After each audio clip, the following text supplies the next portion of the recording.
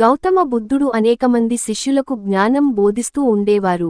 ఓ రోజు ఆయన దగ్గరకు ఒక కోపిష్టి వ్యక్తి వచ్చాడు.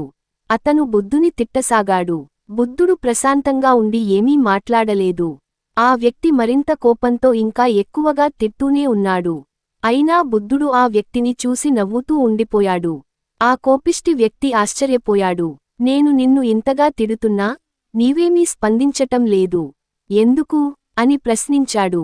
అప్పుడు బుద్ధుడు ఓ ప్రశ్న వేశాడు.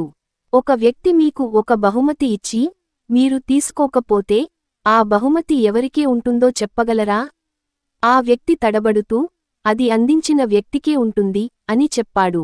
బుద్ధుడు మళ్ళీ చిరునవ్వుతో ఇలా అన్నాడు. అదే విధంగా, నువ్వు నన్ను తిట్టిన మాటలను నేను అంగీకరించనంటే, అవి నీకే చెందుతాయి. నాకు ఏ ప్రభావం ఉండదు. ఆ వ్యక్తి ఒక్కసారిగా అవాక్కయ్యాడు. అతని కోపం తక్కువై, బుద్ధుని మాటలు అర్థమయ్యాయి. నిజమే, మన కోపం, మన అహంకారం మనకే హాని చేస్తాయి. శాంతియుతంగా ఉండడం ఎంతో గొప్ప విషయానికి అని గ్రహించాడు. పాఠం: ఈ కథ మనకు ఓ గొప్ప సందేశం ఇస్తుంది. మనకు ఎవరైనా కోపంగా ప్రవర్తించినా, మనం సహనంతో వ్యవహరిస్తే మన మనశ్శాంతి భద్రంగా ఉంటుంది. ఇతరుల మాటలకు మనం బాధపడకుండా, అవి మనపై ప్రభావం చూపనివ్వకుండా ఉండగలిగితే, మన జీవితం మరింత ప్రశాంతంగా మారుతుంది. మన కోపాన్ని నియంత్రించుకోవడం మన ఆనందానికి మూలం.